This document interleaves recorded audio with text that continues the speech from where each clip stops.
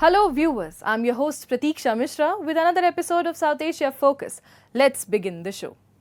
India is fast emerging as a global trade powerhouse with two landmark deals on the horizon, one with the United States and another with the United Kingdom.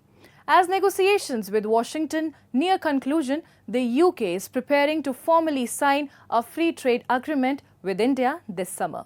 These developments signal a major shift in global supply chains and economic alliances, positioning India as a pivotal player in the world economy. Here's a closer look at these game-changing partnerships. India and the United States are on the cusp of finalizing a landmark trade agreement, one that could significantly reshape commerce between the world's two largest democracies. Negotiations for the pact are now at an advanced stage, with both nations aiming to boost annual bilateral trade to unprecedented levels. This development comes amid growing strategic and economic ties as both countries seek to diversify supply chains and deepen cooperation across sectors including technology, pharmaceuticals, agriculture, and clean energy. Adding to the momentum at the annual summit of the US-India Strategic Partnership Forum in Washington, US Secretary of Commerce Howard Lutnick expressed optimism, stating that a deal is within reach. The idea is when they put the right person in India, put the right person on the other side of the table, and we've managed, I think, to be in a very, very good place, and you should expect a deal between the United States and India in the not too distant future, because I think we found a place that really works for both countries. Industry titans see the potential deal as a long overdue breakthrough that could unlock new opportunities for cross-border investments, technology transfers, and job creation. Many believe that a successful agreement could serve as a model for future trade partnerships in the Indo-Pacific region, marking a new chapter in the economic narrative between the two democracies. Well, I think he was very positive about the India-US equation, the future of the two countries together. He talked about how Prime Minister Modi and President Trump are great friends, and that really helps in doing things together between the two nations. He also said that the trade deal should be announced soon. I thought that he sounded really positive about the Indo-US future together. As anticipation builds, all eyes are now on the final stages of the negotiations. A successful trade deal would not only solidify India and the United States as key economic allies, but also send a powerful signal about their shared commitment to open markets, innovation, and sustainable growth. Following the breakthrough in trade talks, UK PM Keir Starmer's visit to India is expected to further cement in the comprehensive strategic partnership between the two nations, expanding cooperation in key areas including trade, technology, education, and cultural exchange. During this visit, the two leaders are set to sign the UK-India Free Trade Agreement, a landmark deal that aims to unlock billions in bilateral trade and investment. The near simultaneous finalization of trade agreements with both the United States and the United Kingdom marks a pivotal moment in India's global economic ascent. The deals are being hailed as part of a larger strategy to position India as a central hub in the reconfiguration of global supply chains.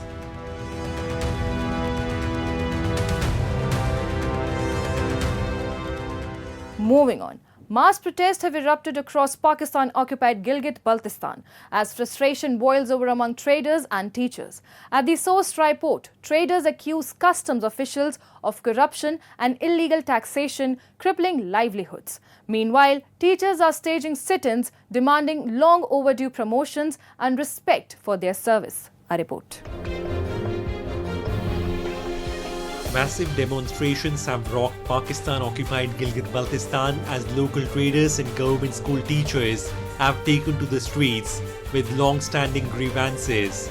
At the Sost dry port near the China border, traders accused Pakistan's custom officials of imposing illegal taxes and deliberately stalling their consignments for over a year, crippling livelihoods and damaging regional trade. कि गिलगित बल्तिस्तान के अंदर जो consume होगा, यहाँ sale tax और income tax का निज़ाम गैर आइनी है और गैर कानूनी है, और उस कस्टम एक्ट के अंदर भी गिलगित बल्तिस्तान में सेल टैक्स इनकम टैक्स का नफाज नहीं है। तो यहाँ के छोटे ताजिरों का वो डिमांड था। दूसरे जो ताजिर हैं बड़े, उनका जो बलख पड़ा है सोस डायपोर्ट के अंदर जो 250 से 300 कंटेनर है, ये बात याद रखें गुज़श्ता 9-10 महीने से है। ये तकरीबन अरबों के हिसाब से गवर्नमेंट का टैक्स को भी लॉस है और ताजिरों को भी लॉस है। Simultaneously, government school teachers in POGB staged a mass sit-in outside the Director General of Education's office, demanding overdue promotions and an end to institutional neglect.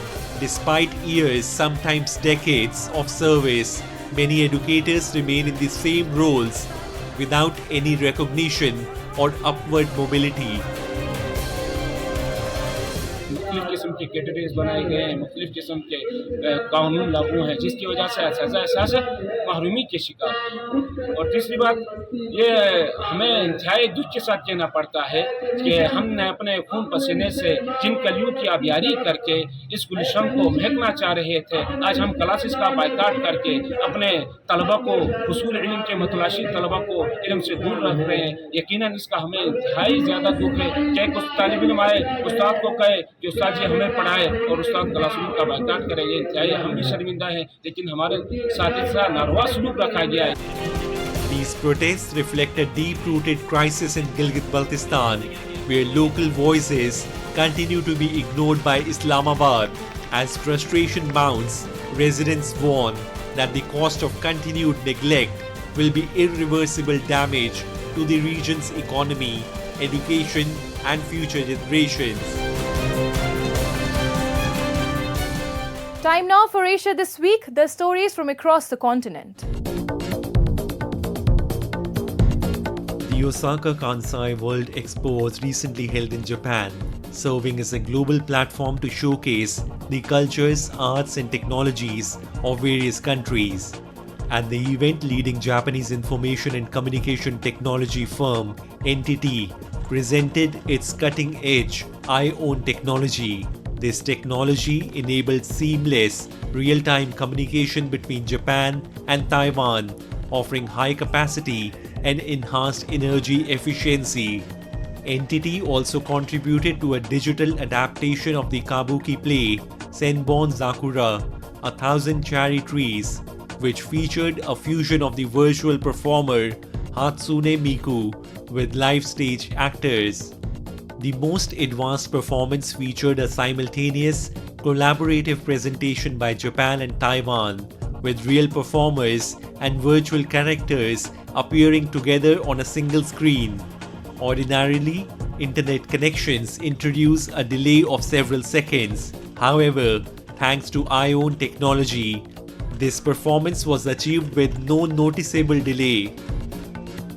このネットワークに遅延をなくして、まさにこのロケーションという違いをなくしていくということは、ある程度できたというふうに思っています。IOWN構想でさらに重要なところは、地球に環境にいいようにエネルギーを最終的には100分の1ぐらいにしたいというふうに目標を立ててますので、今回この大阪万博でもですね、この技術を入れてまして、8分の1というところはですね、達成して、今回いろんな形で見て使っていただいているというところでございます。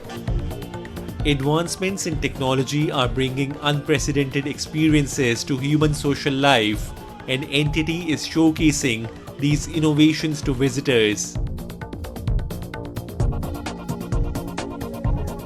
South Korea's new president Lee Jae-myung held his first cabinet meeting on June 5, focused on devising an emergency package to address stagnating economic growth and aid households, moving swiftly to start tackling a top campaign pledge. In brief remarks to the media, Lee told the carryover cabinet left by the caretaker government that was in place following Yoon's impeachment in December that there was no time to waste in getting to work as the people were facing hardship.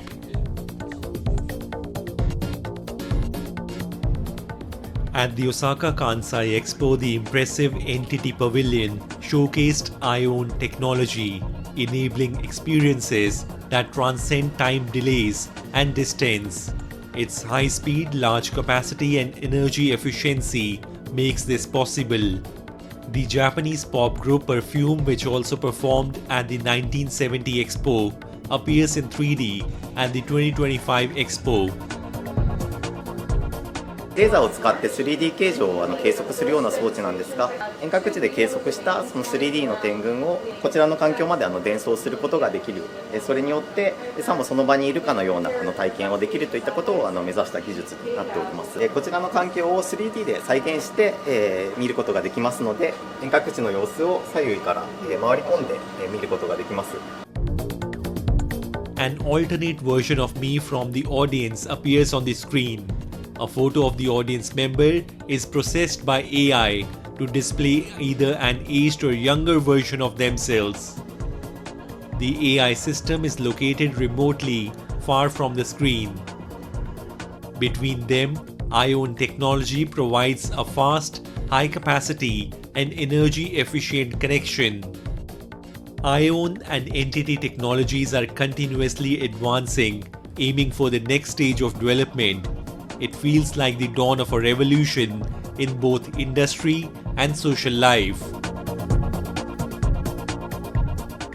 More than 3 years after the Taliban regained control of Afghanistan, the country is facing a deepening humanitarian crisis, with women and children suffering the most under harsh and regressive policies. The education system is collapsing, girls remain banned from schools, and widespread poverty has forced millions of children into hazardous labor. Take a look. Afghanistan's once fragile education system has now all but collapsed, becoming one of the most glaring symbols of Taliban repression and international neglect. Nearly 4 million children are currently out of school in Afghanistan, and almost 60% of them are girls. UNICEF has raised alarm over the country's crumbling education infrastructure, lack of female teachers, and absence of basic amenities like clean drinking water and sanitation facilities. For girls, the hurdles are even more dire, with deeply ingrained socio-cultural norms and the Taliban's brutal bans denying them even a basic right to education. Since the Taliban seized power in August 2021, girls have been banned from attending school beyond grade 6. This draconian policy, which the Taliban dubiously claims is in line with their interpretation of Islamic law, has sparked widespread international condemnation. But on the ground, Afghan families are paying the price. With no access to formal education and little hope for change, a generation of girls is being left behind. Since the takeover of the Taliban is not a very short period of time, it is only when these girls grow up that we will see the impact that it has on Afghan society and on the Afghan economy. But what is important is the following, that you are creating or giving rise to a situation where more than 50% of your population will not be educated, they will be illiterate. They will not have the basic knowledge as to how to bring up future children. They are not being able to participate in the Afghan economy. So if you look at the crisis, it is coming upon Afghanistan, it will be huge, and unfortunately it is all self-created because it is by decree that the Taliban has made it so. There was no need for the Taliban to bring it in. The ripple effects of the education ban are devastating. Child labor is on the rise as families, buckling under economic pressure, are forced to send their children to work instead of school.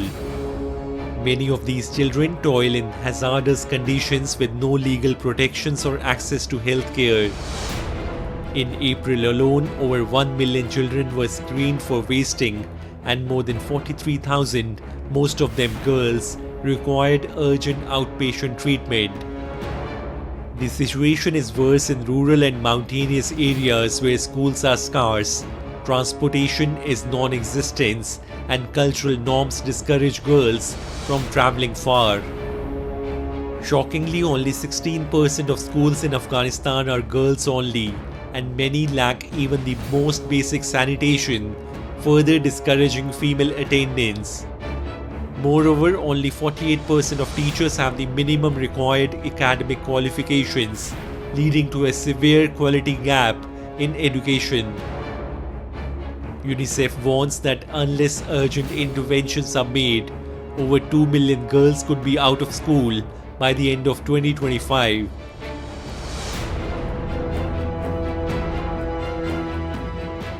The Afghan economy, in a sense, has not been growing. It has also, by law, excluded more than half the population, the women half, from the workforce. So what it has done is to create widespread poverty. Now, wherever there is widespread poverty, the incidence of child labor will increase, and that is exactly what is happening. The broader humanitarian picture is equally bleak, with 22.9 million Afghans, including 12 million children, expected to require humanitarian assistance this year. This makes Afghanistan the second highest in terms of people in need globally. Compounding the crisis, nearly 1 million Afghans have returned from neighboring Pakistan amid ongoing deportations, and 2/3 of them are children. With no homes, no schools and no security, these returnees are among the most vulnerable. Meanwhile, only limited humanitarian aid reaches those in need due to Taliban interference, restricted access and a crumbling health system. In a country where nearly half the population needs help, the future of Afghanistan is in limbo.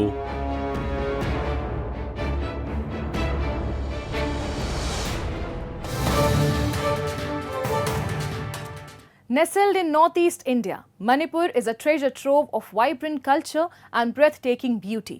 Its traditional handicrafts weave the stories of local life and heritage, while the handloom industry proudly preserves age-old traditions and serves as a vital source of livelihood for many. Let's explore this mesmerizing state and discover its unique tribal handicrafts.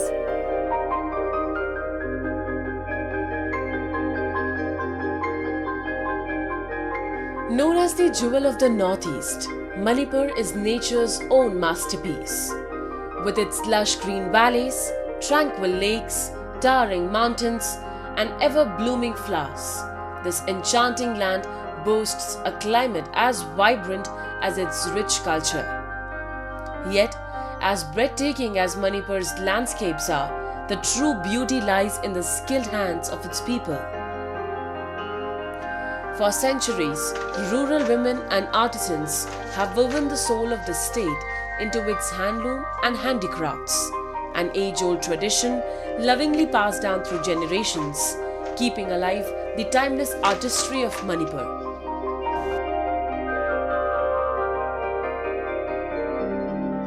तो हम लोग यहाँ काम करता है, custom का dress बनाता है। ये भी ट्रेडिशनल का कपड़ा है। ये कपड़ा बनाने में 1 दिन 2 दिन लगता है।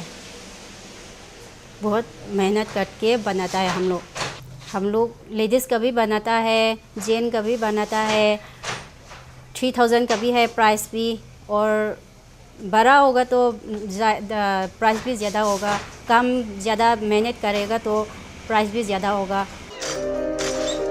Even today, the rhythmic clatter of traditional handlooms echoes across Manipur as women skillfully weave vibrant fabrics into fanek, shawls, sheets, towels and more. Crafted from locally sourced silk and cotton, each piece is a living tapestry of Manipur's rich heritage, where every color and pattern tells a story.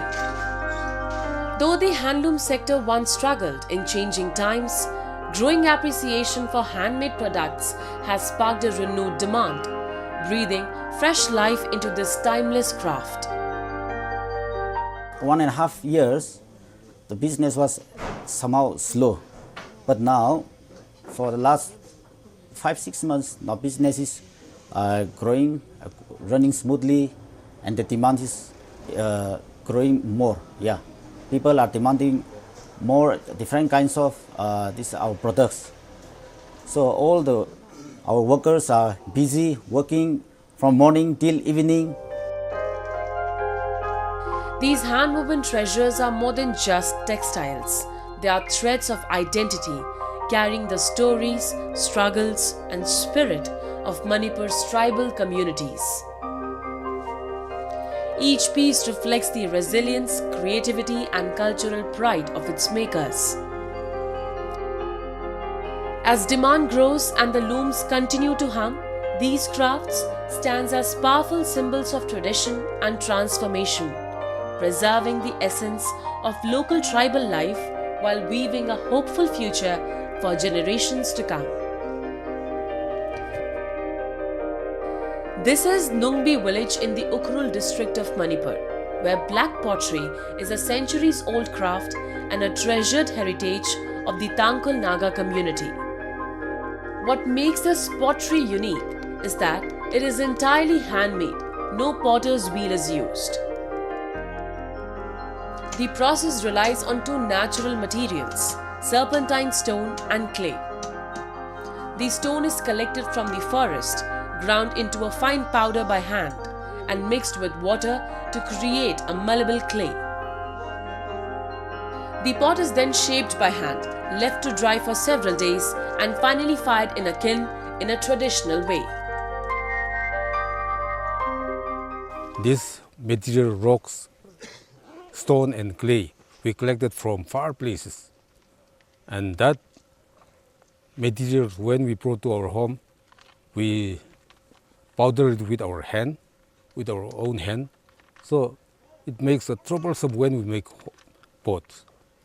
At present, about 200 families are potters. Black pottery is not just beautiful, it's natural, durable and eco-friendly. Crafted into pots, cups, plates and bowls, it's perfect for cooking and serving, keeping food warm without leaching chemicals. Rooted in Manipur's rich heritage, this art form embodies tradition, sustainability and timeless wisdom. With growing global interest, Manipur's black pottery is emerging as a proud symbol of India's artisanal excellence.